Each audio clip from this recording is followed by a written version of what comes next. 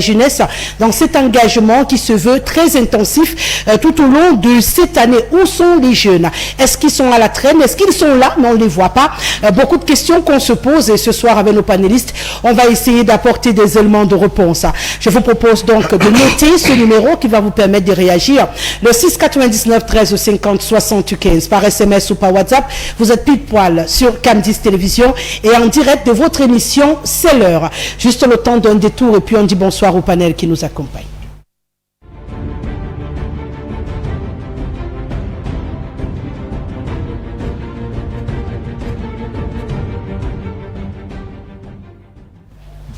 Voilà, ils sont 5 sélectionnés pour cette autre sortie de votre émission. C'est l'heure sur Cam10 Télévision. Je vais commencer par saluer l'autre dame de ce plateau en lui disant bonne année 2025. Fatimatou Natacha Mimche Bengono est avec nous ce soir. Bonne année.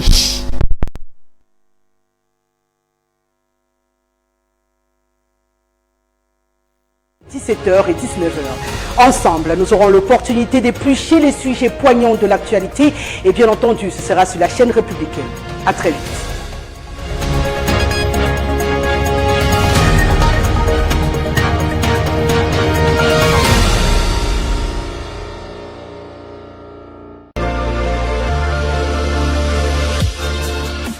Welcome to this another edition of the Republican debate on the Republican television.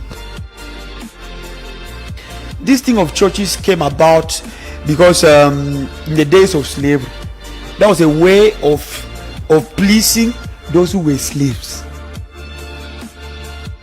Well, I presume that the government doesn't have enough money. Then where will the money that the minister will use come from? I presume that the government. Then where will the money that the minister will use come from? This country cannot move forward without community federalism. It's not possible. Our schools, primary, university as at the higher level, university is a liberal. We call it a liberal sector. Belongs to a liberal sector. Left their profession to business. Majority that complain that they don't have salaries, yet work on yourself to be competent and go to where there is a salary to work.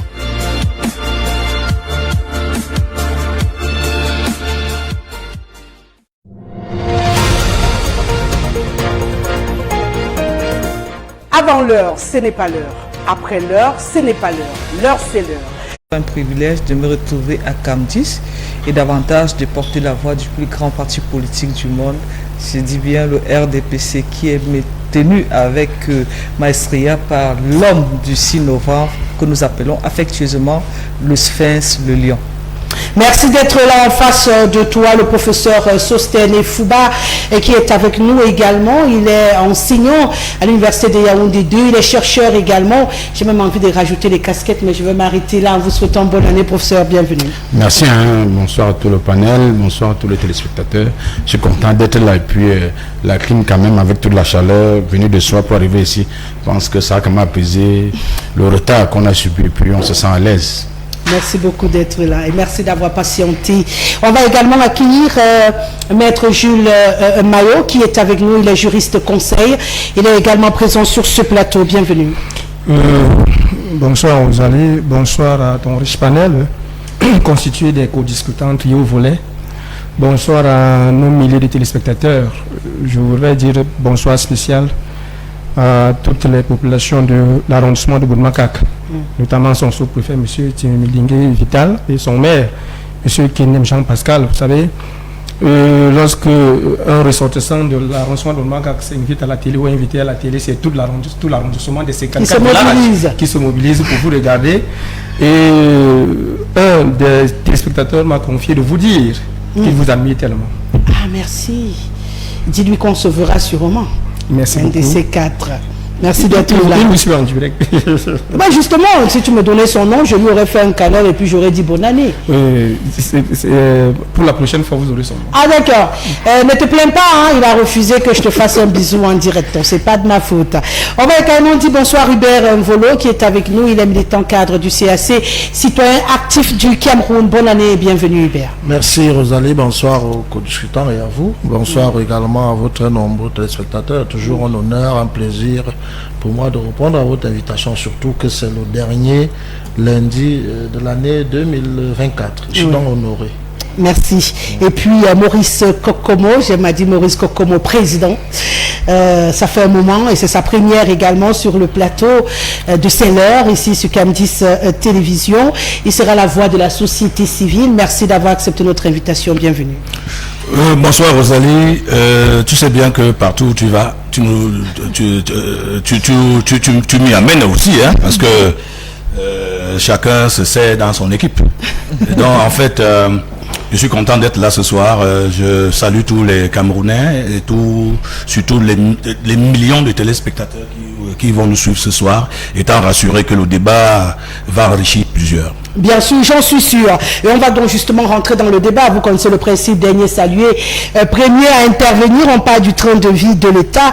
C'est une bataille qui a été lancée par le président de la République à travers plusieurs discours de fin d'année. Et pourtant, on nous annonce quand même pour 2025 une légère hausse de ce train de vie dans les finances, ce qui fait couler beaucoup d'encre et de salive en cette période-ci.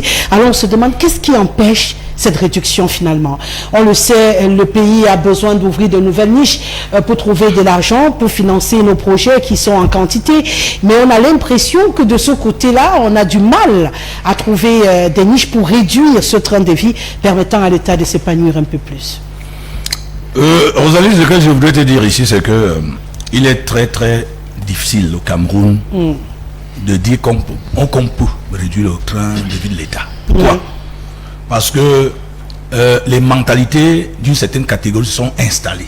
Oui. À partir du moment où vous voyez qu'on nomme ministre, les gens vont danser chez lui. Vous pensez que les gens vont danser pourquoi? Les gens vont danser parce qu'ils savent que la mangeoire est là. Quand vous voyez par exemple, vous allez chez un ministre, un haut dignitaire, vous voyez des gens alignés qui veulent les cercueils, qui présentent les ordonnances, qui ont besoin de ci ou de ça et autres. Vous croyez qu'il va aller puiser cet argent où? Donc c'est ce budget qui est en train d'être gobé comme ça. Donc il faut déjà comprendre. Lorsqu'un ministre par exemple peut s'acheter à lui seul une voiture de 100 millions, hein, nous sommes à Yaoundé. Là où on se dit quand même que non, si un ministre peut avoir un 4x4 et une berline, ça lui suffit. Quand on se retrouve avec un parterre de 20 véhicules, c'est-à-dire pour une seule personne, quand on se retrouve avec quelqu'un qui a à lui seul plus de 200 hectares de terre, lui seul, il va investir avec quel argent? Puisque son salaire, si on regarde le salaire d'un ministre au Cameroun, son salaire ne peut pas, n'est-ce pas, satisfaire une certaine catégorie de choses. Donc il faut pas qu'on se trompe. Ça va mal et puis il faudrait que les choses soient repensées autrement. Voilà pourquoi je vais dire ici une chose. J'ai quand même cette grâce d'avoir une casquette de prédicateur. Et il y a un passage biblique qui dit que quand le fondement est renversé, même si tu es juste comment, tu ne peux pas. Quel que soit ce que le chef d'État, le président de la République peut vouloir faire maintenant, avec le fondement là, sur lequel lui-même il a été bâti, il est difficile de remettre des choses en place. Pour que ça change, il faut changer tout le système. Il faut revoir le système. Il faut reconstruire le système. Moi, je crois que ce n'est que ça qu'il faut. Donc, du coup, pour vous, il n'est pas possible de réduire ce train de vie. Ce n'est pas possible, puisqu'il en a parlé énormément. Il a parlé des tourneurs de fonds publics à col blanc. Il a parlé de ceci, il a parlé de ça. Tout un gouvernement est même en prison. Hein? Vous voyez que les mêmes choses se font. Hein? Aujourd'hui, on a CanGate, on a Covid-Gate, on a ceci Gate, les gates sont là. Vous voyez que rien n'est fait parce que quand même quelqu'un se met à parler un peu et tout, et qu'on se rend compte que tu commences à trop lever la tête, on finit avec toi. Parce qu'en principe, le système est mis en place de façon à ce que les gens se taisent. Donc voilà et qu'ils fassent le boulot. Donc c'est pas un problème, c'est un problème généralisé. En fait. Un problème généralisé, professeur Sostène Fouba. Nous sommes face à une réalité qui interpelle. L'État du Cameroun a besoin d'argent et il se trouve que le train de vie de l'État fait partie de la réalité qui absorbe beaucoup de frais et il est question de revoir ce train de vie à la baisse. Qu'est-ce qui empêche? Quelles sont ces poches de résistance qui empêchent qu'on puisse réduire, puisque la réduction de ce train de vie va également contribuer à ce que tout aille bien et que le fonctionnement soit meilleur que ce que nous avons aujourd'hui. Qu'est-ce qui peut être listé comme raison qui empêche cette réduction du train de vie? Si j'écoute Maurice Kokomo entre les lignes, je pense que pour lui, le confort de certains, ils ne veulent pas lâcher prise et ils aiment bien leur confort, leurs multiples voitures et leur argent en plus qu'ils ont dans les poches, donc ils ne sont pas prêts à accepter qu'on réduise par exemple le parking automobile et ça n'aide pas. Je crois que j'ai redit un tout petit peu ce qu'il a dit en des mots un peu plus simples pour les téléspectateurs. Oui. Je pense que si j'ai un regard à viser sur cette question, en tant que spécialiste du management public, du management en général, je pense que c'est un problème très important que vous posez. Il est difficile aujourd'hui, comme il a dit, de revenir sur... Parce que notre administration est une administration traditionnaliste, une bureaucratie coloniale qui n'a pas pu faire une mue pour aller venir à une administration moderne. C'est une administration, entre guillemets, des privilèges, des récompenses. C'est-à-dire, quand on vous nomme, on vous offre... des voitures, du carburant, tout ce que vous voulez. Et comme si on voulait vous faire taire, on voulait vous faire rester tranquille, accepter que vous êtes le boss.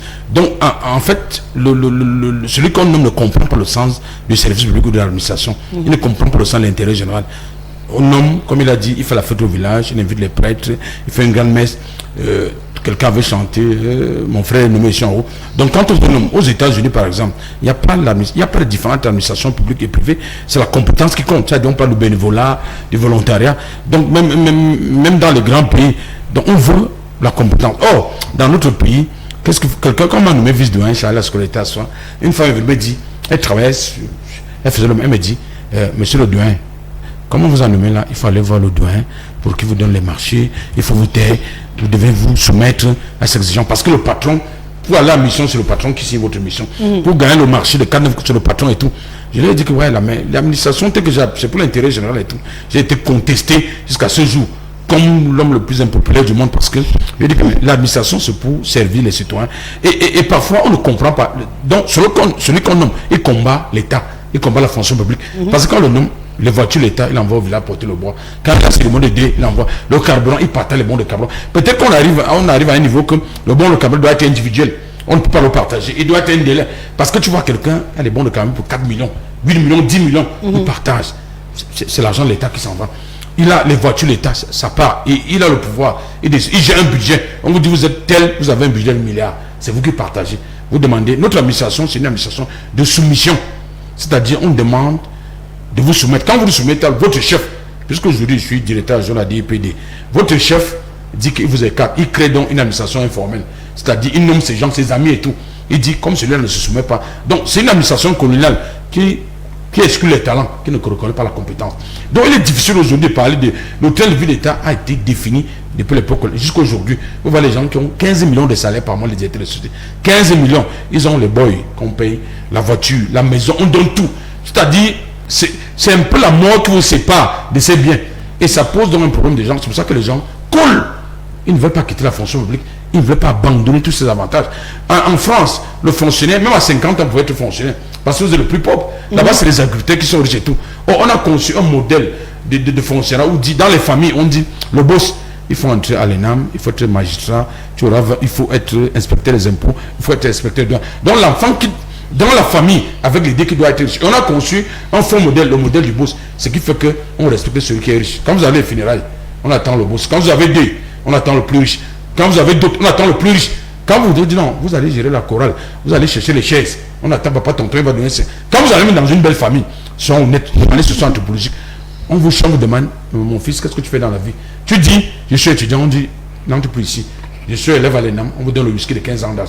Donc on a conçu une société fortement matérialiste. Quand on dit qu'il a 15 villas, le monsieur a 15 villas, il a une voiture de 60 millions. Moi j'ai une petite voiture automobile de 2 millions. Les policiers me demandent que un professeur, comme vous roulez dans une voiture de 2 millions, oh, quand vous allez en Suède, les gens roulent en vélo, le Premier ministre en vélo et tout. Donc on a conçu une société où, c'est pour ça que vous voyez que les crimes, C'est-à-dire un enfant, il tue les petites filles de 17 ans parce qu'il veut vendre les ossements, il va avoir l'argent. Parce que dès qu'il a l'argent, même si les mains sont trempées dans le sang, il y va. Donc notre fonction publique a été conçue, il y a ceux qui souffrent dans la fonction publique, il y a ceux qui prennent tout l'argent. Moi je vais aller même plus loin, je dis que la fonction publique doit être privatisée. Je vais même plus loin pour dire que le conseil d'administration ne doit plus exister. Parce que quand vous faites un conseil d'administration, dites-moi, qu'est-ce que ces gens viennent? Il dit, bon, moi j'aurai 100 000 représentants, la présidente, représentants, les gens qui servent, par exemple, quand j'étais vice-doyen, on ne m'a jamais invité dans un conseil d'administration. Moi, c'est moi qui gère, qui signe les dossiers des étudiants, le WES, tout ce qu'ils ont, je signe. Ça dit, j'ai les ampoules. Mais quand on parle des étudiants, vous n'êtes pas invité. Donc c'est tellement politisé. Au lieu du conseil d'administration, on doit peut-être une cellule stratégique de 6 personnes qui voient le budget, qui anticipent les stratégies qu'il faut faire.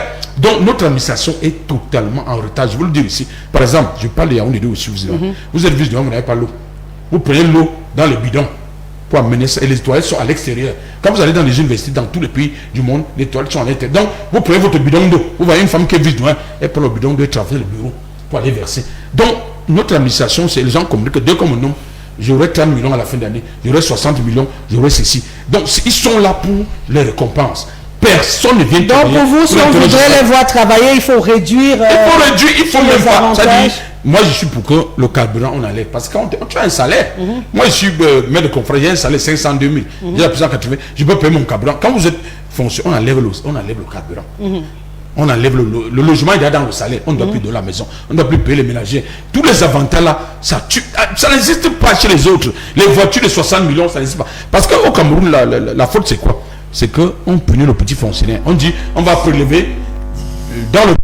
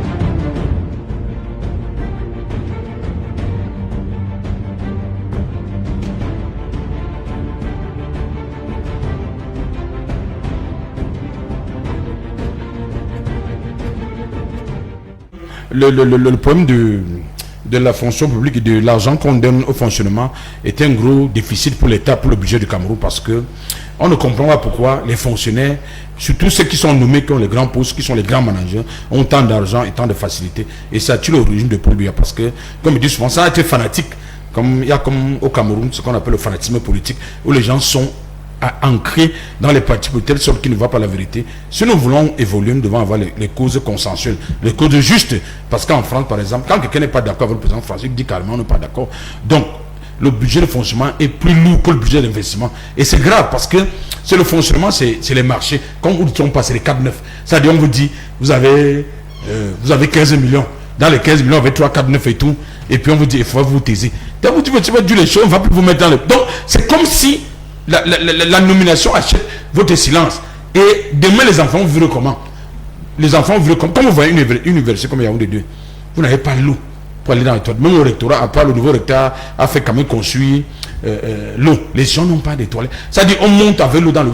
Bon, université que j'ai les mis là. Est-ce que, à ce moment, vous allez dire que l'administration fait quoi l'intérêt général?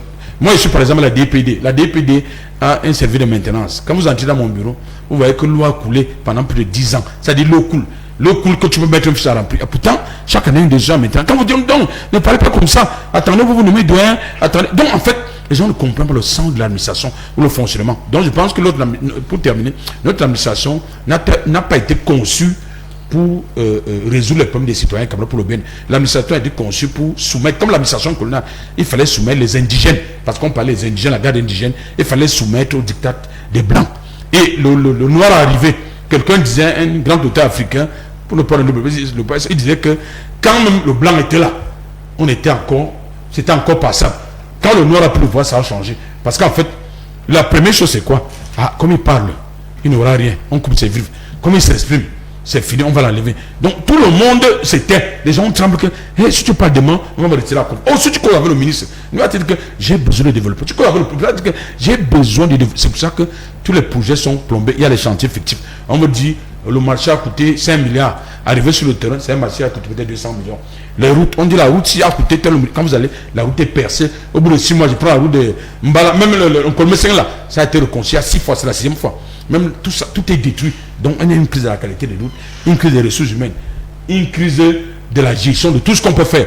Or, c'est pour ça, quand j'écris mon premier livre, la crise des ressources humaines et l'échec des politiques au Cameroun, vers la constitution d'une administration moderne, où je montre que le problème du Cameroun, c'est les crises, c'est la ressource humaine. Or, en ressources humaines, la ressource humaine la plus prestigieuse du monde, c'est elle qui fait tout, c'est l'homme qui fait tout, c'est lui qui met dedans dans la machine et tout. Je sors par un petit exemple. J'ai fait un cours en 2e année. Je dis au délégué que j'envoie au délégué 3 articles, les articles publiés chez les Blancs.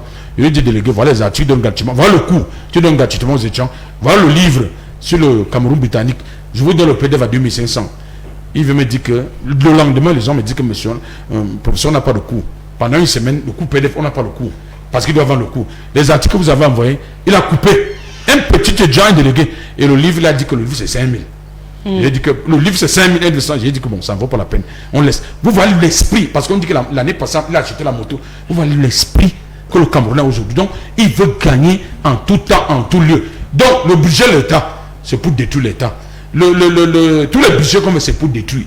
C'est pour ça que. Donc, pour vous, on doit tout couper. Non, on doit tout couper. Ça dit, on doit réécrire le nouveau livre de la constitution de l'État, de l'administration publique, de la fonction publique camerounaise. Sinon, l'ancien système qui a été mis en place, qui a été conduit par le président, il y avait cru qu'il pouvait discipliner les fonctionnaires, comme dit Max Weber, ça de la loyauté, le service public et tout ça. Il pensait dans les discours libéraux communautaires, dans ces discours, les gens à col blanc et tout, il se disait que les gens vont suivre. Oh, les Camerounais n'ont jamais suivi le président Biya dans la neutralité, dans sa neutralité astrologique, dans la dissension astrologique. C'est-à-dire, les gens n'ont pas suivi. Au contraire, si on dit que le régime entre guillemets échoué aujourd'hui, c'est parce que les gens n'ont jamais suivi les enseignements donnés par le maître. Le maître est fatigué, mais les gens continuent à faire la gabégie. Vous voyez le problème quand on a dit Kanget et tout. Moi je dis vraiment, je ne sais pas comment on va faire pour reconstruire l'état du Cameroun. On va sûrement trouver des solutions sur ce plateau, maître Jules Maillot. À votre avis, hein, on juge, lui, il parle des poches de résistance situées dans les volontés personnelles, de pouvoir lâcher prise, de pouvoir respecter ce qui est mis à leur disposition pour le travail et de ne pas faire de la gabégie, de ne pas dilapider pour permettre que cet argent soit bien utilisé. Mais pourtant, sur le terrain, comme il le dit, ce n'est pas ça. On a des bons de carburant en quantité. Ça sauve tout le monde, hein, parce que parfois aussi ça sauve. Mais seulement pour lui, c'est ce qui est en excès qu'on devrait réduire. Donc on ne devrait même plus avoir les bons de carburant parce que les salaires sont costauds. Une fois que les salaires sont costauds, logiquement, chacun peut se débrouiller. Au Rosalie, c'est ce qui est institué. Pourquoi ne pas en bénéficier du moment où c'est institué? Voyez-vous, la gouvernance financière du budget de l'État participe de 3 grandes étapes. Première étape, c'est l'élaboration du budget. Deuxième étape, c'est le vote du budget. Troisième étape, c'est l'exécution du budget, suivi du contrôle de l'exécution du budget. Je voudrais qu'en quelques secondes, rappeler que, ou bien dire que, lorsque on entame, parce que tout part de l'élaboration du budget, c'est là où on institue tout. Alors, au moment de l'élaboration du budget, tout commence par la une orientation du budget de l'État qui vient de la présidence de la République. Le président de la République fait un cadrage, un règlement, une ordonnance qui cadre, où il oriente le gouvernement de la République, n'est-ce pas, comment il aimerait que le budget soit structuré pour l'exercice futur. Et c'est à base de ce cadrage budgétaire que le gouvernement en place se saisisse, puis fait des prévisions, vous comprenez, et renvoie au président de la République qui valide avant que le projet de loi de finances ne soit déposé sur la table de l'Assemblée nationale pour vote. Alors je vais donc dire ceci. Lorsque le chef de l'État, en instituant une circulaire de cadrage budgétaire, dit demande qu'on doit enlever telle chose, telle autre chose, il renvoie ça au niveau du Premier ministre. Le Premier ministre est censé, n'est-ce pas, faire en sorte que cela ne puisse pas apparaître dans les poches ou bien dans les enveloppes budgétaires, prévisionnelles, budgétaires, dans les, qui ressortiront des différents départements ministériels. Mais du moment où le président de la République fait une circulaire de cadrage budgétaire, il envoie au Premier ministre. Le Premier ministre répercute au niveau des chefs des départements ministériels qui, à leur tour, doivent s'accommoder à ces instructions, ne le font pas, puis ils mettent et les voitures, et les bons de carburant, et tout ce que le professeur Loyen venait de citer là tout à l'heure. On renvoie sur le Premier ministre. Je vous dis que quand ça arrive sur le Premier ministre a le pouvoir de sanctionner, c'est-à-dire de dire ceci ne peut pas passer, ceci ne peut pas passer. Alors, lorsque le Premier ministre à son niveau essaye de faire ce petit tri, ou mieux, c'est-à-dire ce petit contrôle, il renvoie le texte au niveau du... Lorsqu'il s'est dit que les prévisions sont telles que le président de la République a voulu dans son cadrage budgétaire, il renvoie sur le président de la République pour validation. Et quand ça arrive encore au niveau du président de la République, le président de la République reprend. Il révisite pour vérifier est-ce que ces recommandations ont été prises en compte. Dès lors que c'est fait, le président de la République signe donc le projet de loi de finances qu'il envoie au Parlement pour vote. Et lorsque ça arrive au Parlement, le Parlement a la commission des finances.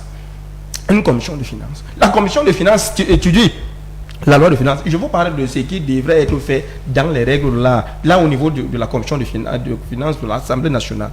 La commission de finances a le devoir d'étudier en fonction, parce que la commission de finances a également la copie de la circulaire de cadrage budgétaire du président de la République. La commission de finances étudie avant d'envoyer ce texte à l'Assemblée plénière pour vote. Lorsque le budget est voté, on passe maintenant au niveau de au niveau de l'implémentation, c'est-à-dire que de l'exécution du budget. C'est là où je reviens à ce que le prof disait, c'est-à-dire que les avantages qu'on a pu intégrer dans le budget, on commence donc à les utiliser à ses fonds propres, à des fonds propres, non à des fonds publics. C'est-à-dire que lorsque, par exemple, on alloue un budget, par exemple, pour refaire, par exemple, des bureaux, cet argent n'est plus utilisé pour refaire des bureaux. On a pu, pendant qu'on montait le budget, insérer des lignes additives, lignes pour évacuation sanitaire de telle personne, de la belle-mère, évacuation sanitaire du chien du boss, ceci, cela, machin, truc. On a étouffé le budget. On va vous présenter dans un budget qui s'élève à des centaines de milliers de milliards. On se dit, ok, on a un budget élevé à des centaines de milliers de milliards, on aura plein de routes, on aura plein d'écoles, on aura plein d'infrastructures. À la fin d'un exercice budgétaire, on n'a rien. Et au-delà de l'exécution du budget, nous avons le contrôle de l'exécution du budget.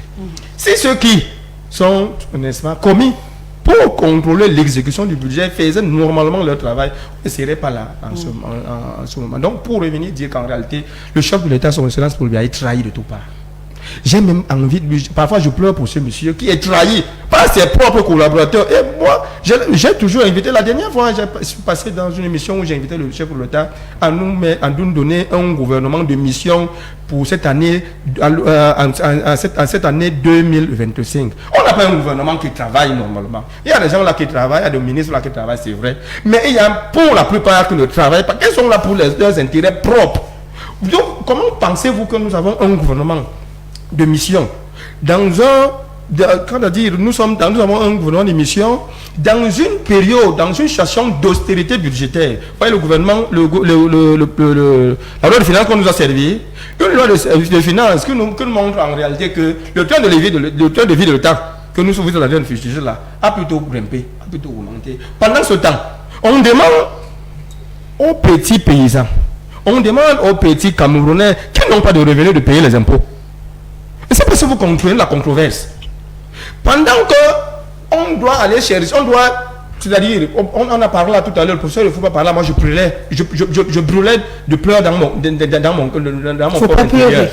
Je dis, vous ne pouvez pas être dans un état où il n'y a pas d'argent, où il n'y a pas de ressources, où on interpelle les Camerounais de tous bords de participer à la vie de l'État. Pendant ce temps, il y a des gabegies financières, mais non. C'est-à-dire, c'est incommode. Il faut à tout prix que chacun mette... Il ne faut pas qu'à tout prix. Il faut qu'on soit sérieux. Vous savez, les Camerounais aiment tellement le président de la République pour le bien. Vous savez, si vous n'êtes pas aimé, vous ne pouvez pas bénéficier du suffrage des Camerounais pendant 42 ans. Le président Paul Biya est très aimé. Mais malheureusement pour ce monsieur, il n'a pas eu de très bons collaborateurs le plus souvent. Si ce monsieur avait de très bons collaborateurs, qu'il avait mis sur pied, qu'il avait eu la chance de tomber sur des personnes qui regardent dans la même direction que lui, qui ne trahissent pas le peuple, qui ne trahissent pas la confiance du chef de l'État, on aurait eu des gens qui sont là pour le bien-être des populations et non pour leur bien-être personnel. Regardez comment par exemple, comment se comportent ceux qui ont bénéficié qui ont bénéficié du décret du président de la République. Mais monsieur, allez au quartier. D'autres même se plaignent plus que le président de la République. D'autres utilisent le décret pour écraser les familles, aller dans nos villages, aller dans les facultés, aller dans les hôpitaux, aller dans les ministères, aller n'importe où. Beaucoup de ceux qui ont bénéficié du décret du chef de l'État utilisent non pas ce décret. Alors qu'est-ce qu'on fait? Parce que on a listé, mais moi mon souci à moi, c'est qu'il faut qu'on trouve un moyen de percer ces poches de résistance. Au-delà de... La première chose, ce qu'il faut faire, c'est que faudrait que nous tous, nous commençons dès maintenant, c'est-à-dire à prendre les choses au bras le corps. Prendre les choses au bras le corps, c'est quoi? C'est qu'en réalité, nous avons un petit constat, c'est que quelques personnes pensent s'être accaparées du Cameroun ou des affaires de l'État que non. Le Cameroun n'appartient à personne. Moi, j'ai perdu des grands-parents. On prend quoi à bras le corps? Les affaires de l'État.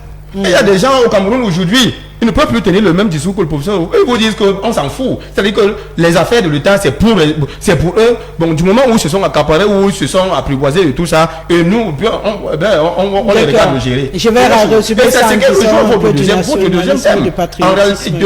Deuxième chose, il faudrait que le Camerounais sache ce qui gère. Sache que chacun répondra devant Dieu personnellement et devant les institutions. Vous pouvez voler aujourd'hui, vous amassez de l'argent parce que vous avez la couverture du décret, mais tôt ou tard vous allez répondre vos faits. Il y a des gens qui ont été dans des régimes dans d'autres pays sous d'autres présidents. Dès que ces présidents sont partis, ils ont répondu de leurs actes. D'autres sont partis, d'autres se sont même exilés. Je suis sûr que beaucoup de Camerounais vont partir du Cameroun après un temps parce que justement nous ne pourrons plus nous regarder comme ça en face. Hubert Mvolo, avant de permettre à Fatimatou de réagir, à votre avis, on revient, il y a des poches qui sont signalées, mais je retiens de presque toutes les prises de parole que c'est ceux-là qui ont la chance de tenir le bâton de l'administration qui aujourd'hui font un tout petit peu du désordre, je vais le dire ainsi, créant non seulement des frustrations auprès des populations qui ont l'impression que elles, pour ces populations, doivent saigner pour accompagner l'État, et en face, on en a qui détiennent la caisse du fonctionnement, mais qui après jouissent exagérément de ces privilèges-là. Du coup, il y a cette différence dans la société qui crée de grosses tensions. Et tant qu'on ne réussit pas à donner l'impression que ce que ceux-là reçoivent, c'est pour travailler, on aura toujours la sensation que le train de vie de l'État est explosif. Et comme il a dit, ça s'annonce encore plus élevé en 2025. À la suite de Maître Maillot, je suis un peu surpris parce que il veut disculper le chef de l'État. Moi, je pense qu'on ne peut pas, quand on est sérieux, on ne peut pas adopter cette posture. Le professeur Ifouba vous a dit tout à l'heure que c'est un système. Il est né Kokombo l'a dit. Donc on est qu'est l'artificier du système. un système qui est vertical. Il est, si on va du point de vue colonial, il y a un prolongement, le prolongement néocolonial, et on sait qui sont les acteurs de la néocolonie au Cameroun, notamment du point de vue administratif. Le chef de l'État ne peut pas être disculpé. Ça, c'est la première chose. Il a évoqué la couverture du décret. Qui signe le décret? C'est le chef de l'État. Il a évoqué le fait que le gouvernement ne soit pas renouvelé depuis bientôt 4 ans. Qui renouvelle le gouvernement? Depuis 4 ans. Enfin, je ne sais pas trop. Il a pas... Enfin, le dernier, c'était en 2019. Qui renouvelle, qui réaménage, qui redistribue les cartes, qui sanctionne?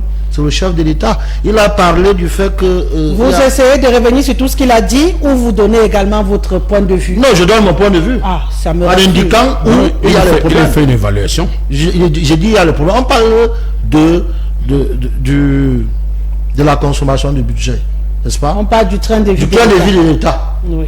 Vous avez entendu dans la réduction du train de vie de l'État que le budget de la présidence de la République a été revu à la baisse? Non. Il y a bien des aspects sur lesquels on peut revoir. Moi, je parle par exemple un cas. Le président de la République, Mayo disait tout à l'heure, Maître Mayo disait tout à l'heure qu'il est très aimé. Je suis d'accord. Est-ce que vous avez vu un jour le président de la République qui va aller du palais d'Etoudi pour un Simalène prendre l'hélicoptère, qui est un moyen plus facile que de passer par la route, mobilisant toute l'armature militaire qui va avec? Vous savez que c'est un coût déployer ces gens. Or, ce passage de l'hélicoptère d'un Simalène à l'aéroport, ou alors l'inverse, du palais d'Etoudi à l'aéroport, est une illustration parfaite de ce que l'on... Maintenant, on a envie de saluer notre président. On est dans l'entre-deux problématiques. On est dans la problématique de vouloir saluer le chef de l'État. Oui, nous on voudrait saluer, sauf si quelqu'un va me dire. Non, ce qui n'apporte rien, parce qu'en réalité, quand il passe, personne n'a l'occasion de le saluer. Partout, il passe, on ferme souvent les boutiques. Et les militaires qui sont placés là interdisent à ce qu'on le regarde non souvent. Ça, c'est un fait. Je l'ai vécu. Les gens marchent d'ailleurs à pied. Au bord de la route. Oui, ça, c'est peut-être résolu. Voilà, puisque moi, je prends mon exemple. Passant par là, on m'a dit, monsieur, vous regardez derrière. J'ai regardé derrière par imposition. Beaucoup ne le regardent pas. Ceux qui sont prêts, c'est ceux qu'on organise dans la mobilisation pour un rôle précis. L'applaudissement, c'est pas moi qui le dis. Les camarades de Madame Bongono le font très souvent. Donc, la réduction du train de vie de l'État doit commencer justement par la présidente de la République. Et puis, doit par la suite prendre les autres relais. Je voulais revenir sur la question des cartes de bons de carburant. Le professeur a bien expliqué. Moi, j'ai vu une collaboratrice d'un ministre distribuer les bons de carburant. Distribuer. Elle voulait même régler une facture. Elle n'avait pas de liquidité. Elle a proposé 3 bons de carburant de 10 000. Elle n'est pas, je connais le rang qu'elle occupe, elle n'est pas sous-directeur, elle est juste une collaboratrice. Ça veut dire que le carburant qu'on a donné au ministre est tellement beaucoup qu'en guise de récompense, il donne. Et il y en a plein, c'est vous-même qui le disiez tout à l'heure, que quand on va dans ces, du moins pour ceux qui sont proches, ils en bénéficient. C'est un problème. L'article 66, moi je veux présenter la responsabilité du chef de l'État. L'article 66, qui doit promulguer cette disposition? Ça existe dans la Constitution de 96, si je m'abuse. Cet article n'a besoin que d'une promulgation pour qu'il y ait application. Pourquoi c'est pas appliqué? Oh, c'est dans cet article, vous voulez les solutions, j'aborde là-dessus. C'est dans cet article-là qu'effectivement, on peut contrôler les dépenses des gens. On peut contrôler les sorties financières des gens. Or, quand on est dans un flou où, dès que quelqu'un est nommé, il y a tout un réseau qui se met en place. Il commence à la société en bas, dans la famille. C'est-à-dire que c'est d'abord une célébration qui n'a pas forcément lié au fait que vous avez connu une ascension sociale. Non. On voit une levée de bouclier, une famille qui est sortie. J'ai envie de dire toute une communauté qui est sortie de la misère. C'est parce que ça a été construit comme ça. Et le président de la République le sait, puisqu'il est l'homme le plus renseigné. S'il a les informations sur des questions de déstabilisation, nous dit-on souvent, c'est pas sur le comportement un peu désagréable de ses collaborateurs qui n'a pas l'information. On voit bien comment ces gens se déploient. Et nous, on est au regret de se rendre compte que la loi des finances, qui part de la présidence, Maître Mayo l'a bien expliqué, qui arrive dans l'instance qui doit réévaluer pour questionner la pertinence de cette loi de finances, notamment l'Assemblée nationale, arrive souvent 10 jours avant la clôture de la session.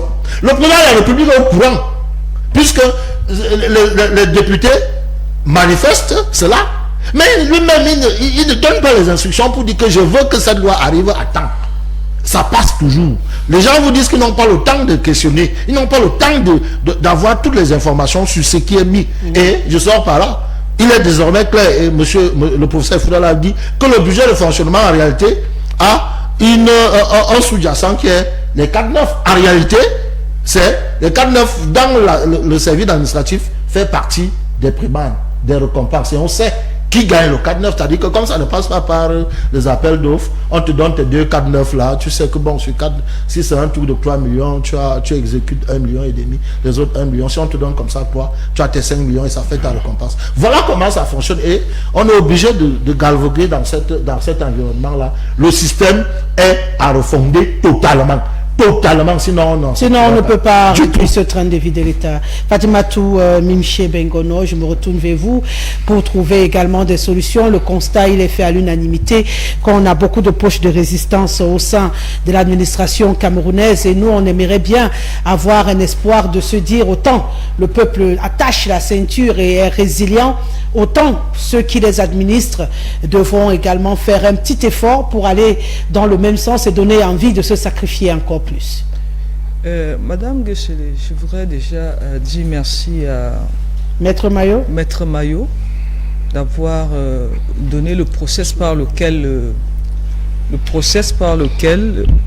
le budget de l'État passe. Et après cela, je voudrais donner une définition littéraire, lapidaire comme ça du budget, qui est un document prévisionnel dans lequel sont consignées les recettes et les dépenses d'un État donné sur une durée déterminée, généralement c'est 12 mois. Et qu'on vient de rappeler que le budget n'est pas un paquet d'argent frais qu'on va prendre quelque part, bien qu'il est déposé quelque part. Et ce budget est constitué de 2 pans. Il y a le budget de fonctionnement et le budget d'investissement, ce qu'on appelle généralement les BIP. Et lorsque nous regardons les convergences au niveau de la CEMAC, il est indiqué que le ratio du budget de fonctionnement ne doit pas excéder 30%. Parce que 70% du budget est supposé aller vers les investissements. Alors, lorsque nous revenons sur le cas du train de vie de l'État, il convient déjà de rappeler que ce n'est pas une trouvaille camerounaise. Lorsqu'on prête une oreille comme ça évasive à l'actualité internationale, on se rend compte que c'est un sujet qui revient de manière récurrente. Nous l'avons vu en France, que ce soit au niveau du Parlement, que ce soit au niveau des prises de parole des politiques, que ce soit dans l'opinion nationale. La problématique du train de vie de l'État revient récurremment. Au niveau des États-Unis, c'est la même chose. Sauf qu'il convient de rappeler que on ne saurait concevoir un État debout, une république debout, sans un budget de fonctionnement. Parce qu'il faut bien que certaines choses soient réalisées. Pour le budget de 2025, le budget s'élève à 7,317 milliards environ, avec un budget de fonctionnement de 1500 milliards. Ça veut dire que sensiblement 5500 milliards sont réservés au niveau du budget d'investissement. Et lorsqu'on essaie de faire le ratio par rapport à l'année passée, nous constatons qu'il y a un excédent, un plus de 100 milliards par rapport à l'année précédente. Ces 100 milliards s'expliquent parce que lorsque nous avons suivi le Premier ministre, il indiquait que dans ce budget de fonctionnement, on a pris en compte le reliquat de la dette intérieure due aux enseignants. À côté de cela, nous pouvons également signifier la prise en charge, parce que dans les 1500 milliards, la prise en charge salariale y est comprise. Donc lorsque nous regardons, c'est l'enveloppe réservée aux missions ou bien à l'entretien, à la maintenance, parce que ce sont des choses qui sont prévues. C'est sensiblement 300 milliards de francs CFA. Parce que nous avons plus de 1200 milliards qui sont affectés au traitement salarial des Camerounais.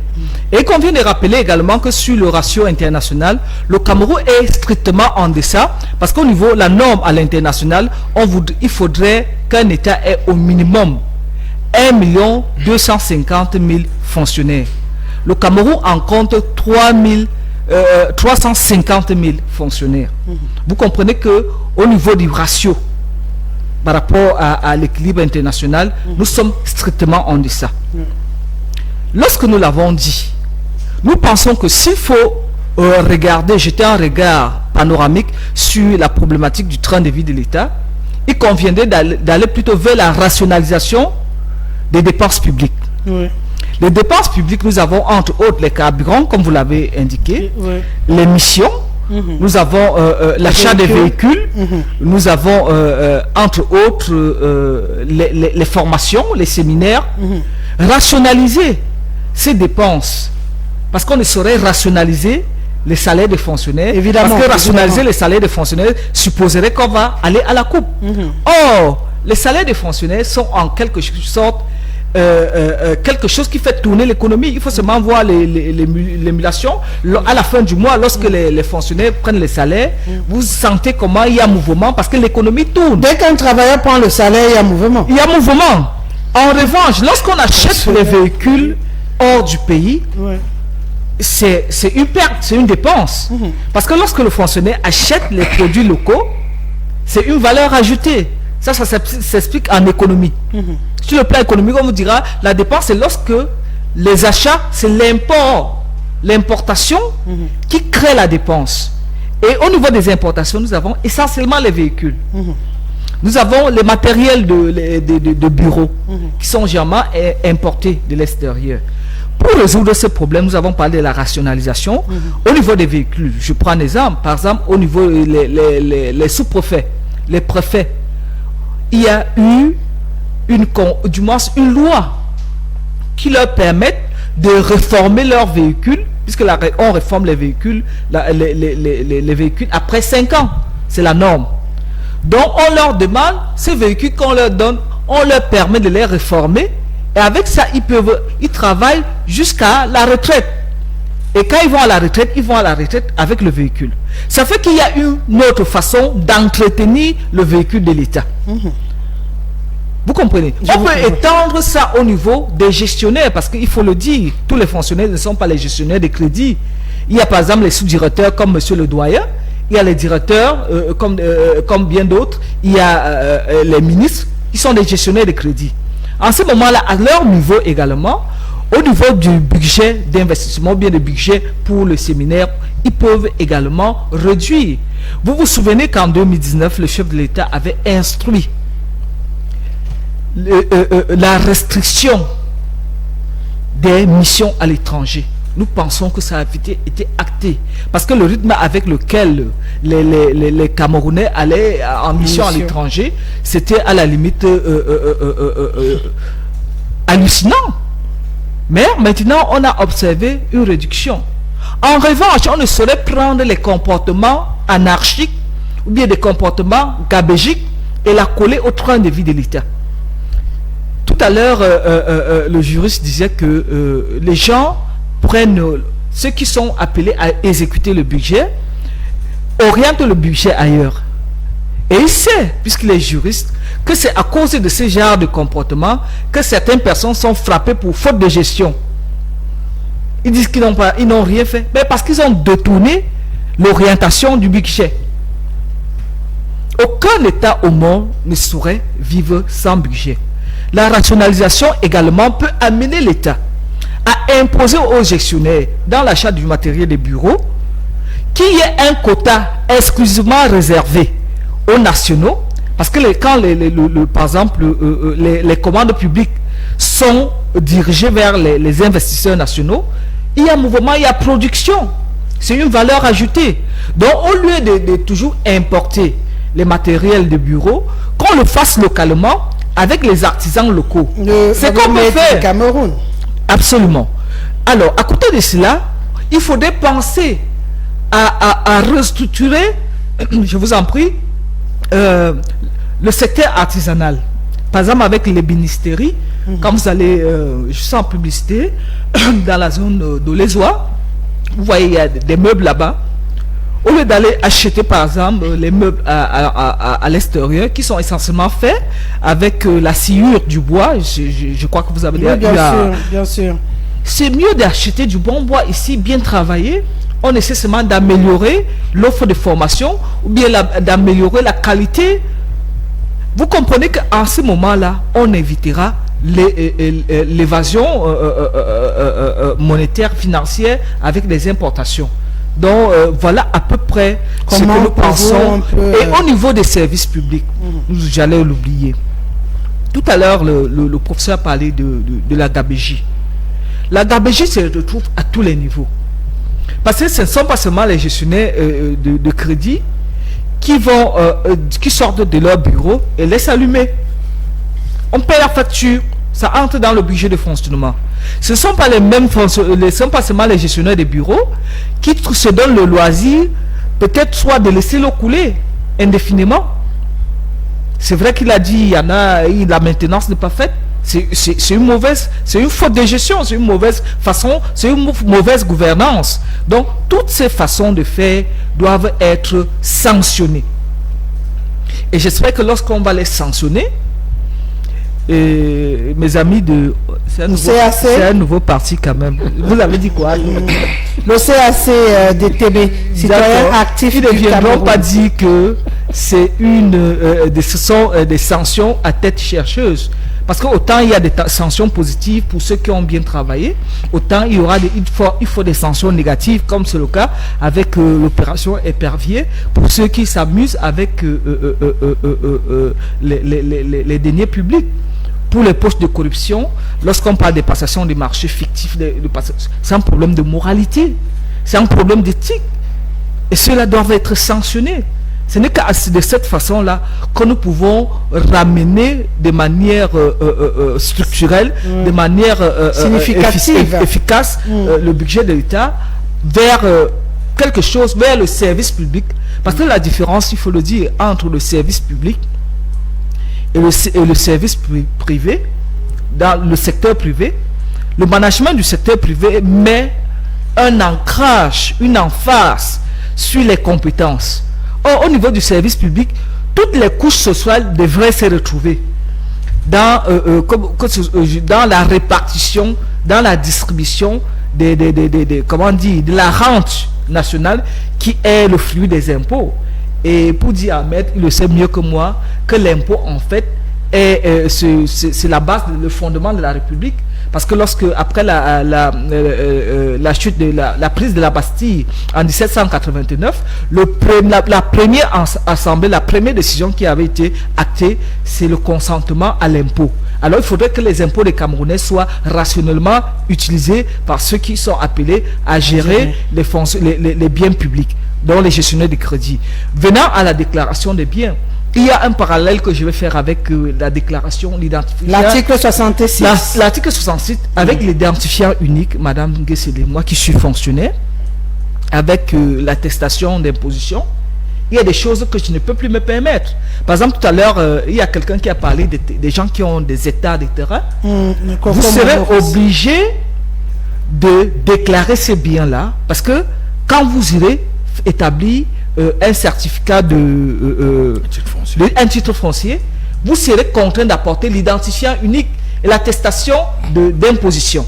À partir de cela, vous serez taxé sur la base de vos avoirs. Nous pensons que cette course folle vers l'acquisition des terres, elle va s'arrêter à un moment donné.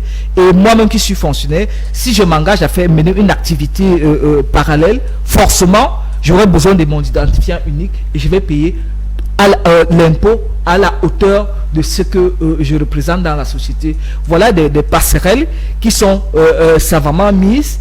On va rattraper cette question. Justement. Voilà, on va faire parler quelques téléspectateurs. Qu'est-ce qu'il y a? Je crois pas que quelqu'un a attaqué quelqu'un ici.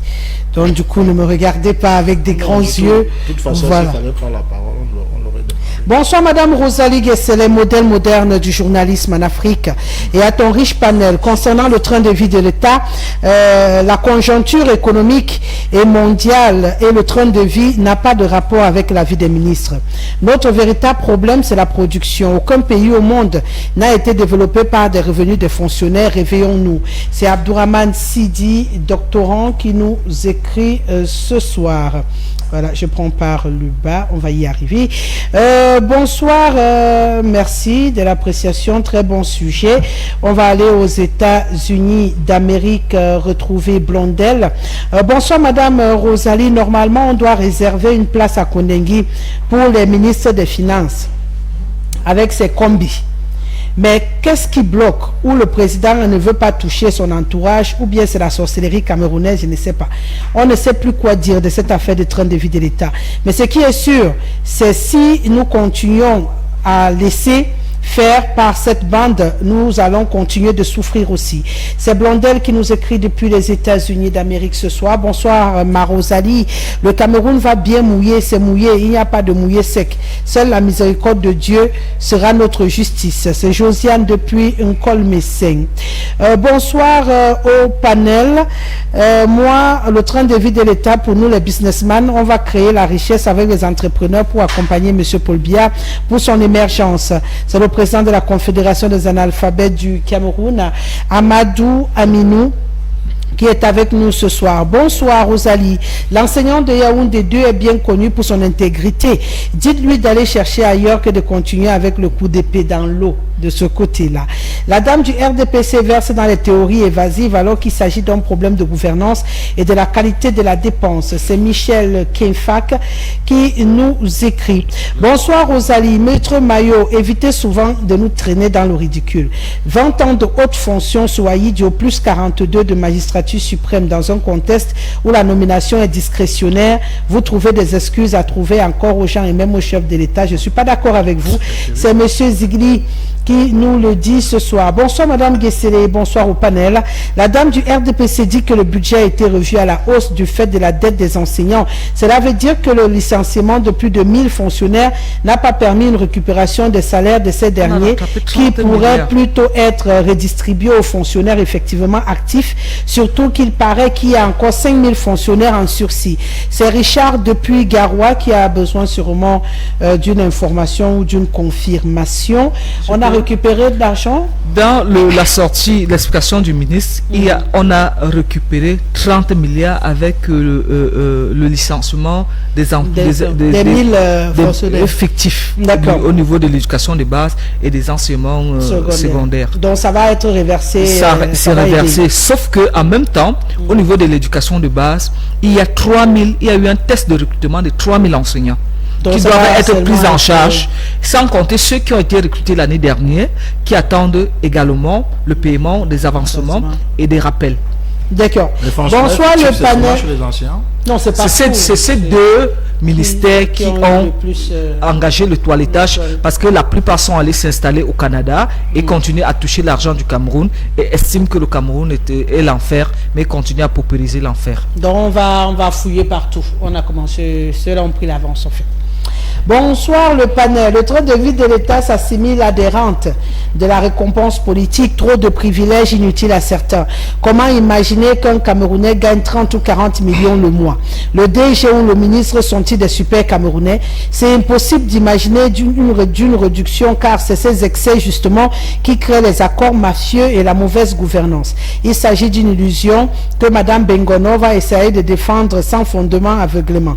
J'ignore vraiment pourquoi le R se sont toujours obligés de défendre le gouvernement. Un bonsoir particulier au professeur Efouba et à Jules Maillot et Aristide qui nous écrit depuis Soa.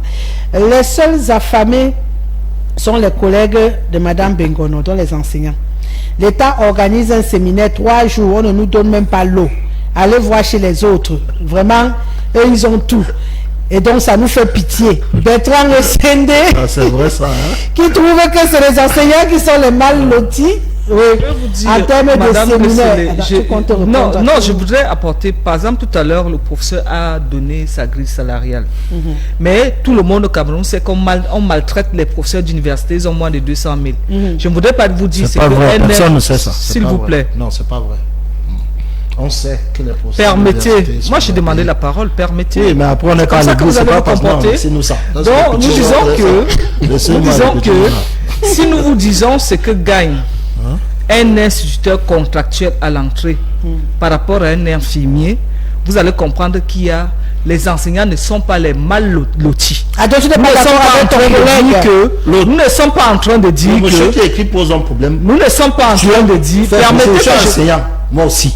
Parce qu'on parle d'enseignement là comme si on était dans les airs. je suis Quand pas on en va train à un de dire séminaire, que c'est journée suffisant. pédagogique, Si là-bas, il n'y a même pas 5 francs. Là c'est la gestion en interne. C'est aussi un enseignant. C'est la gestion. On connaît C'est la question justement, de la prime. La prime de l'enseignant, c'est monsieur, 2 madame à Gresselet, la fin du trimestre. madame Comment on peut Gresselet, faire ça? nous parlons de la gestion en interne. Nous avons parlé de la mauvaise gouvernance des gestionnaires de crédit. Cela rentre dans cette rubrique. Mais cela ne va pas globaliser. On ne saurait clochardiser les enseignants. Nous disons que ce n'est pas déjà suffisant. Pourquoi ils s'en vont tous? C'est la problématique là. Ben, ils vont être gardiens. Voilà. 6 000 enseignants. Et qu'est-ce que vous faites? Vous 6 000 enseignants attendez? partis. Et vous attendez? Non, c'est pas parce que je suis heureux que je suis Mais il là. faut aller. Vous aussi, je suis convaincu. Non, moi je... À part l'hypocrisie de façade là, mais tout le monde sait que ça va mal. J'ai dit la prime de l'enseignant. Monsieur Au le premier cap, trimestre. le nouveau parti, le nouveau né, C'est le primaire. le nouveau né, C'est le citoyen quand qui parle. vous serez là où vous serez, vous allez inventer un paradis. Théorie. On parle de faits. C'est pour ça que dans votre propos de rester aérienne, on parlait bon? de faits. Dans les faits, c'est que l'enseignant, par exemple, que le cadre Mon cher ami, c'est pas la faute à moi. Si vous ne savez pas ce qu'on appelle budget de entre d'entraîne de l'État. C'est pas ma faute si vous ne connaissez pas ce qui entre d'entraîne de l'État. Si on budgétise des séminaires, que les séminaires des enseignants qui vont ça va dans la logique de la mauvaise gestion de l'argent réservé pour cela. Dans le fonctionnement. La disparité, c'est géré par les gestionnaires de crédit internes au ministère. C'est pour cette raison que, monsieur, nous parlons de la mauvaise utilisation, la malgouvernance en interne au niveau des enseignants. Pourquoi les autres estiment qu'ils peuvent acheter peut-être du sandwich ou bien acheter de l'eau à boire lorsqu'ils font du séminaire? Donc, en fait, je comprends bien, c'est ceux qui gèrent l'argent de vos séminaires qui n'utilisent pas à bon escient et qui mettent les enseignants mal. Mais le point de vue de l'État, c'est ce qui gère, c'est ce que nous disons depuis. Est-ce qu'elle a dit quelque chose de contraire? Les gens qui gèrent, ce sont eux qui gèrent mal. Donc vous dites la même chose, c'est pourquoi j'ai voulu que vous D'accord, je pense que vous êtes compris, on peut avancer. Je ne sais pas pourquoi vous levez le ton alors que... Je suis un homme, un homme ne parle pas comme la gnognotte aussi. Hein. Ah bon, un homme ça râle. Moi je suis un homme, un homme ça râle. On va se ressembler finalement. Un homme ça râle.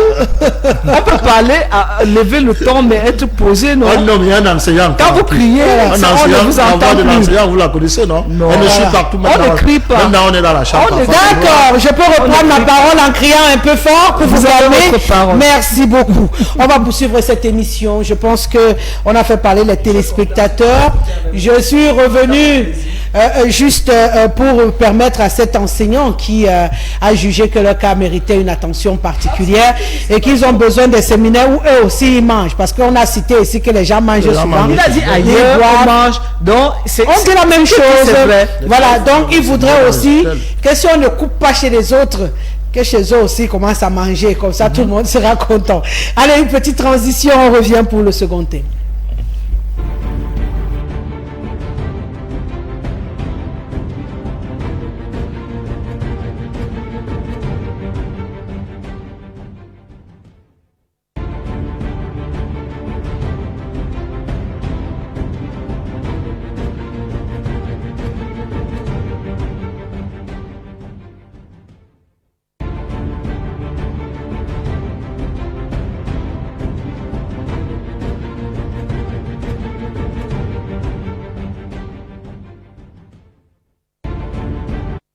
Un débat qui continuera encore à faire parler dans les jours à venir, le train de vie de l'État, tant qu'on n'aura pas ressenti cette réduction des dépenses jugées excessives par le peuple camerounais.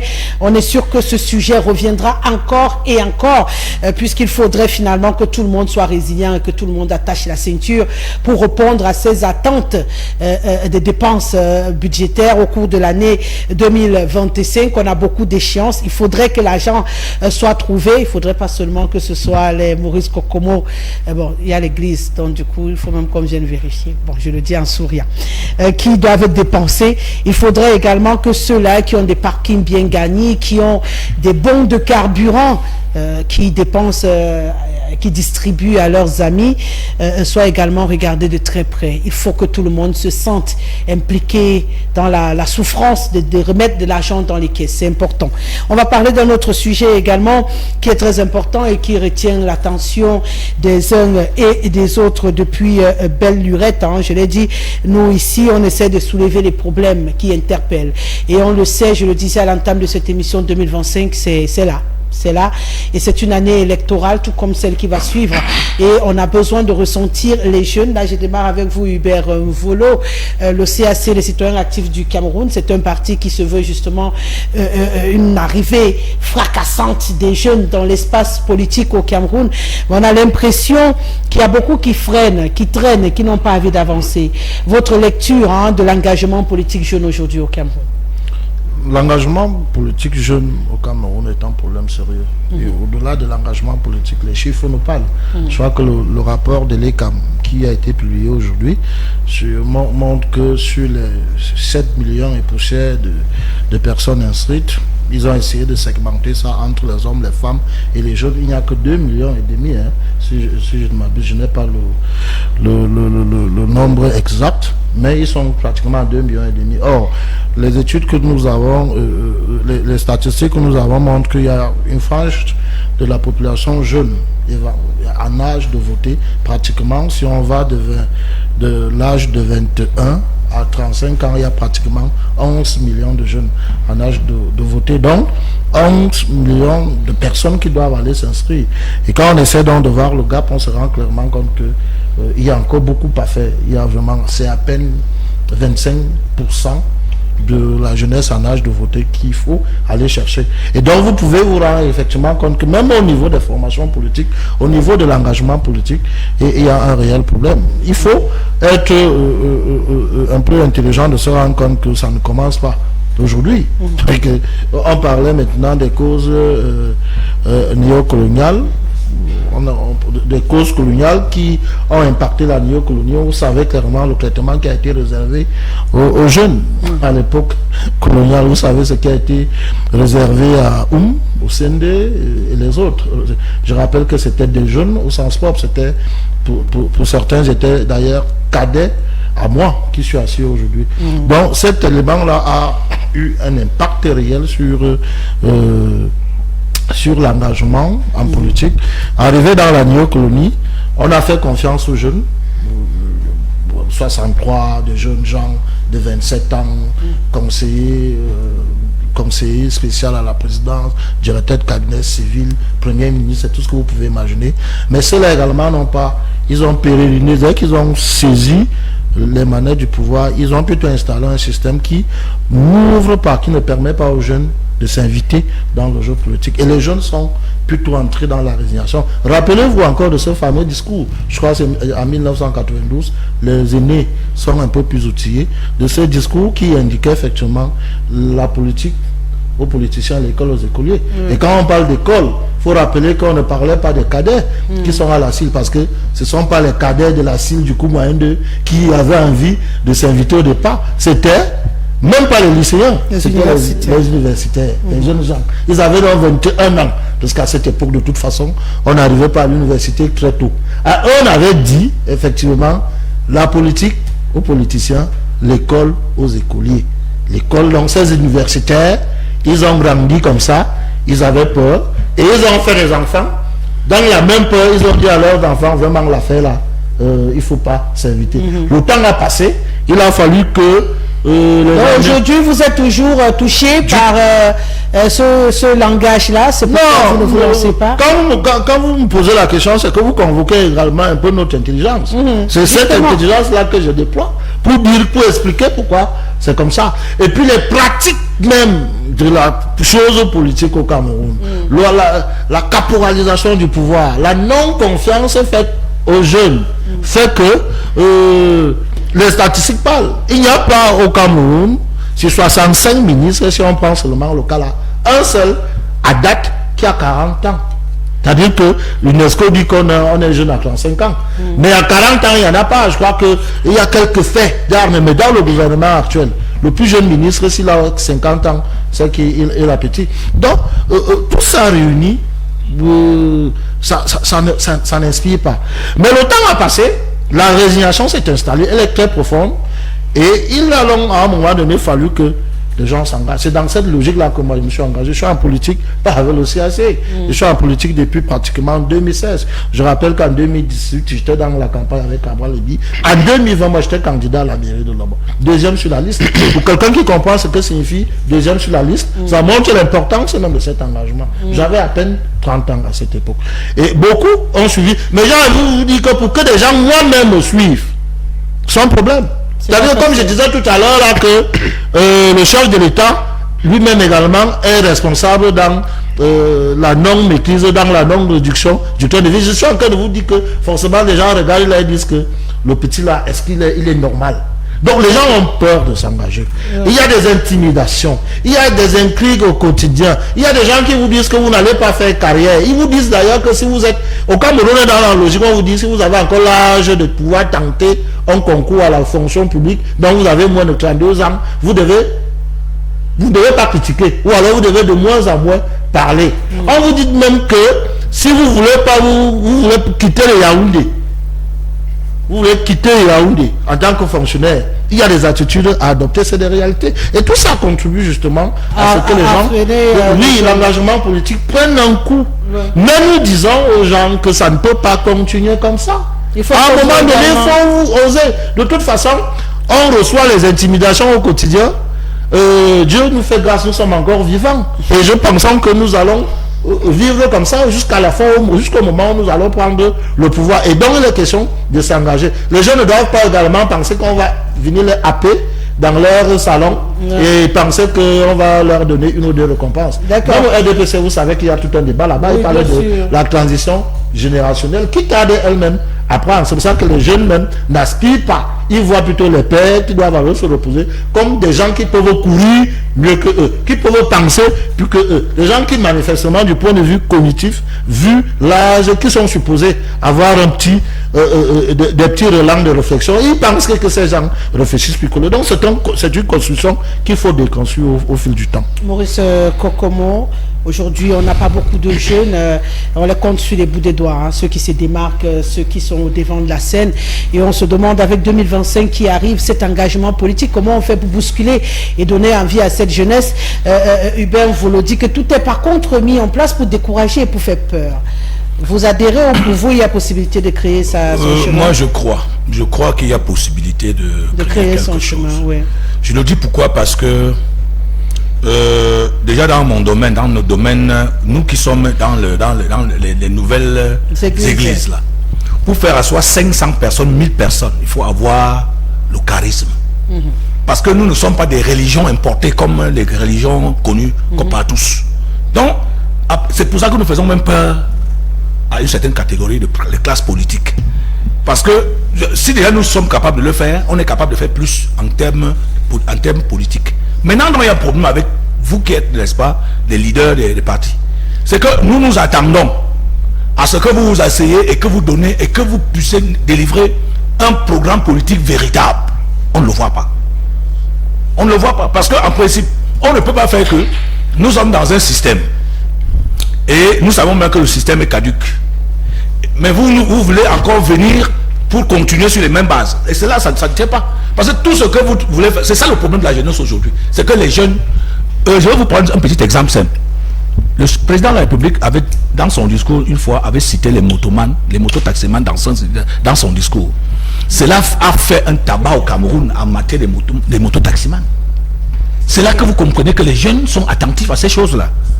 Donc, qui propose quoi? Qui propose quoi? C'est ça le problème. Et je me rappelle un jour, vous et moi, toi et moi, on avait parlé de ça une fois.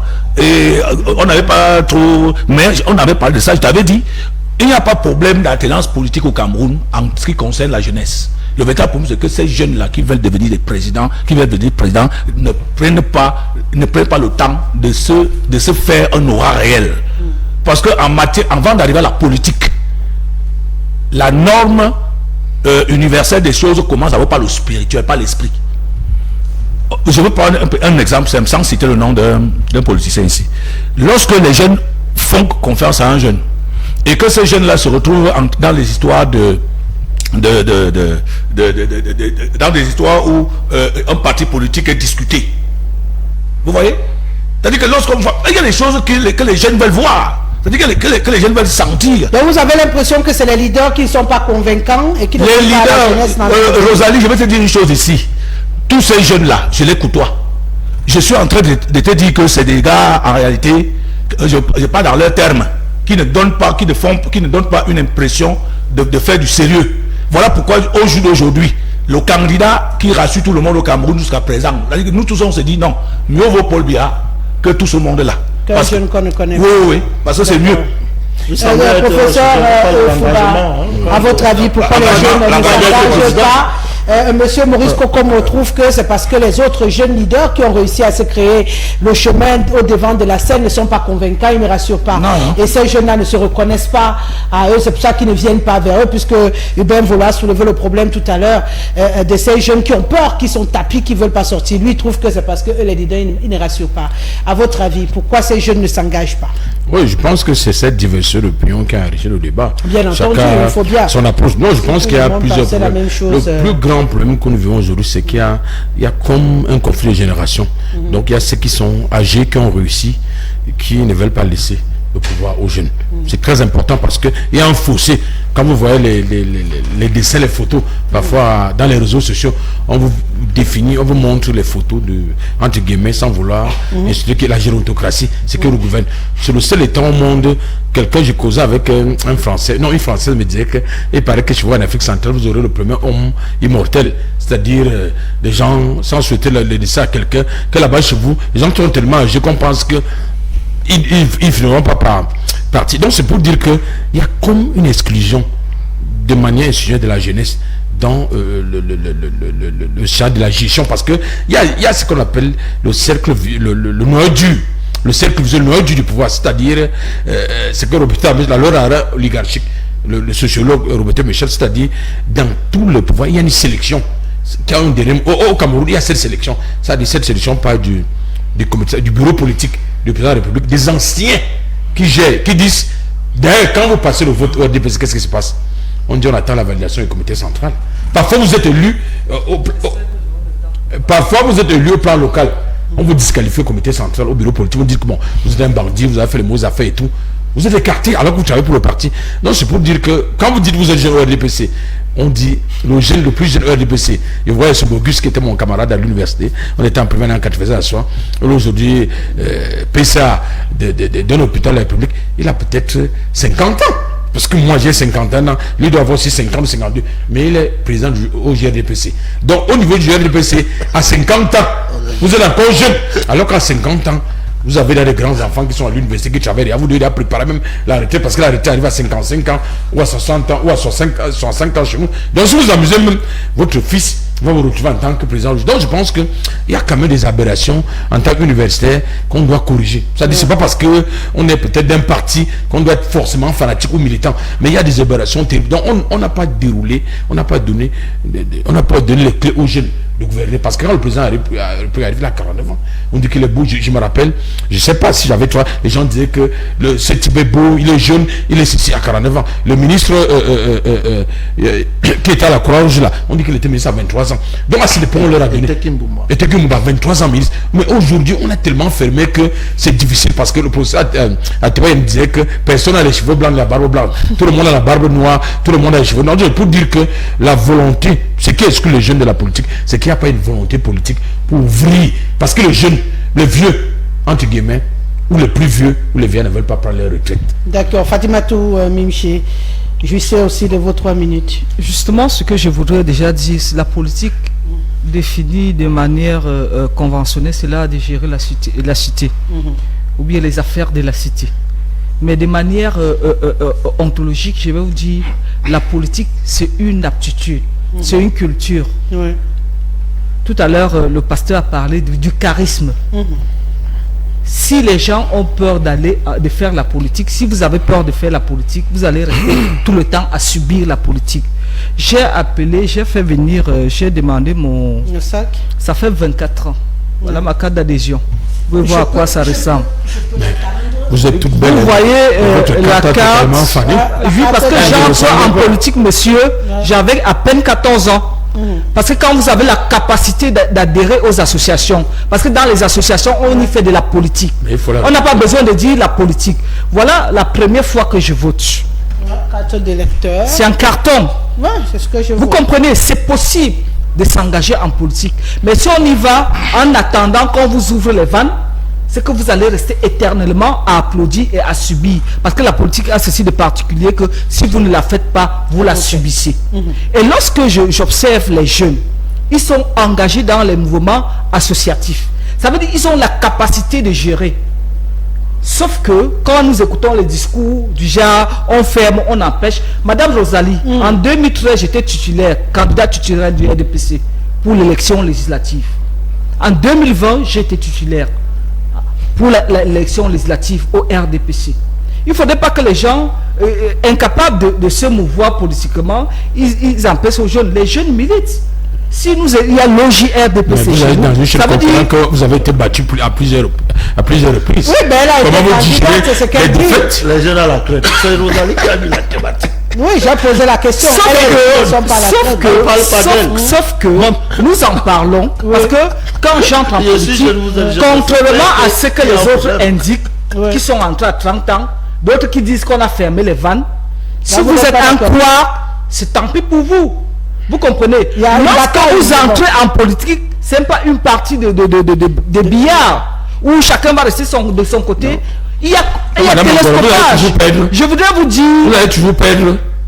Mais respectez votre rang. J'ai cru que vous étiez le plus élevé. J'avais tendance à vous respecter. Mais j'ai l'impression que c'est vous qui êtes le plus désordonné. Ou bien à force de vous frotter aux étudiants, vous avez l'esprit des étudiants. Vous savez, les enseignants, on dit l'enseignant, c'est ce particulier qui s'adapte à l'environnement dans lequel il est immergé.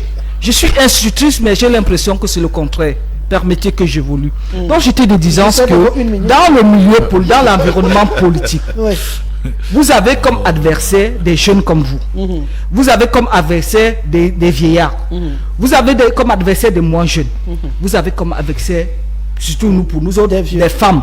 Et des femmes. Tant que vous ne pouvez pas vous déployer dans cet environnement-là, ne pensez pas qu'on va vous dérouler le tapis rouge. C'est pour cette raison qu'en 2011, le président national du RDPC a invité les jeunes à oser. C'était lors d'un congrès.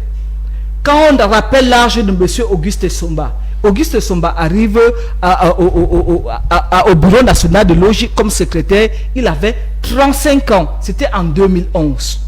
Donc si entre-temps il n'y a pas le congrès, je vous rappelle, monsieur l'universitaire, qu'en juillet 2018, il y a eu une réunion du bureau politique pour reconduire le mandat de ces jeunes-là. Et tant qu'il n'y a pas que de congrès, vous pouvez aussi apprendre, même si vous n'êtes pas dans le RDPC. Et je voudrais vous dire, au RDPC, il n'y a pas de congrès. Qui vous a dit que je ne suis pas dans le RDPC?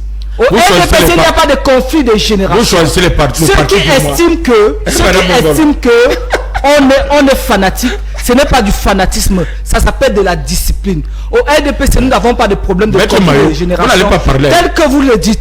Il n'y a pas de conflit de génération parce que on a ménagé et les femmes et les hommes et les femmes. C'est pour cette raison que le RDPC est l'unique parti politique qui a présenté le maximum de jeunes. Le plus jeune député s'appelait Prince. Le garçon en question, il avait 28 ans. Perd son âme. Oui, vous comprenez que les jeunes, nous les invitons à s'engager en politique. Et ceux qui sont des responsables politiques doivent faire le travail. Ils ne doivent pas seulement militer sur votre plateau de télévision. Ils doivent apprendre à travailler sur le terrain pour capter davantage et développer le charisme. Le charisme, ça joue beaucoup et c'est l'argument essentiel dans le leadership en politique. Maître Mayo, jouissez de 1 minute 30. Merci beaucoup pour les 1 minute 30. Les briques. Alors, oui, allez-y. merci pour la parole donnée. Alors, presque tout a été dit. Oui. Il faudrait peut-être le mentionner ici. Notre environnement politique est très dur. Au Cameroun, on ne fait pas la politique comme ailleurs. Nous ne sommes pas en France. Ici, lorsque vous vous engagez en politique, vous n'êtes plus un enfant. Voilà. Vous savez, dans une certaine vie, je suis aussi un homme politique. Je vous rassure que... Et d'ailleurs, la culture, là je reviens et j'apprécie ce que Mme Bengona a dit tout à l'heure, la politique c'est la culture. En réalité, il me semble que après, attendez, vous savez qu'elle parle tellement bien qu'elle séduit les plateaux. Depuis le multipartisme au Cameroun, vous savez, le Cameroun est resté longtemps. Si vous ne voulez pas que je parle, s'il vous plaît. Alors, je dis, le Cameroun est resté longtemps sous le régime de parti unique. Ce qui a fait qu'en sorte qu'il y avait eu, n'est-ce pas, une certaine façon d'appropriation du bien, de caporalisation de la scène politique. Après l'avènement du multipartisme, il a fallu, n'est-ce pas, qu'on décrispe l'environnement pour que tout le monde, il n'y a pas que les jeunes, il y a aussi les femmes. Avec, je me rappelle de ce que fait Madame le professeur Ndifo, n'est-ce pas, avec moi humanisme politique, pour encourager les femmes à s'intéresser à la chose avec politique. Les quotas. Et il y a également les jeunes que vous interpellez par les oui, j'en viendrai aux femmes bientôt. Pour l'instant, je suis avec les mais jeunes. il faut le marteler. La politique, c'est pas une affaire de petites personnes. Voilà. La politique, c'est pas une affaire de petites. Je ne dis pas petites personnes par rapport à l'âge. Je dis par rapport à la mentalité. Quel que soit le parti politique, que ce soit les partis d'opposition, que ce soit le parti au pouvoir, j'allais dire même au parti au pouvoir, c'est même grave. Je vous dis, les batailles qu'il y a à l'intérieur, il faut comprendre. Il faudrait qu'on comprenne au Cameroun, qu'on cesse de penser qu'il y a un âge de retraite en politique. En politique, il n'y a pas d'âge de retraite. C'est pour ça que les jeunes ne doivent pas penser que les vieux doivent partir et nous laisser les places. Jamais. Et les professeurs qui vont l'arrêter, ils demandent les prolongations de 2 ans, 2 ans. J'espère que vous ne serez pas là, monsieur. Aucun vieux ne va céder sa place en politique à un jeune. Ce n'est pas ça le débat. Il participe de la volonté. Madame, même se lever. On parle de ceux qui sont en place. Que les jeunes, si les jeunes sont convaincants. Je suis en train de penser pour on n'a pas parlé des jeunes. C'est pas vous le modérateur non plus. Moi j'ai le droit de parler. Je dis qu'on n'a pas parlé des jeunes qui ne sont pas inclus. Et puis, on parle des jeunes qui ne s'engagent pas. Il faut donc ils ne s'engagent pas partout. Faites votre job d'homme politique. C'est ce que nous faisons au quotidien. Mais vous n'avez pas le charisme pour le faire. On n'aura pas. Vous n'avez pas utilisé mon charisme. Vous n'en avez pas. À part le petit général de femmes que vous faites. Merci. Moi je n'en fais pas. On n'a pas eu suffisamment de temps de gérer ce sujet. On en aura sûrement pour un autre numéro. Merci Ben Volo, merci professeur Sostène Fouba, merci à Maurice Kokomo, merci à Matou et merci à Maître Jules Mayo, merci à Bomo qui a mixé cette émission et bien sûr à Oona qui était derrière les caméras. On vous laisse en compagnie du journal en anglais sur Cam10 Télévision. C'est à 19h tout à l'heure, une présentation de Géraldine Nassé. Moi, je vous donne rendez-vous le 2 janvier 2025. Allez, bonne fête à tous et bonne année une fois de plus.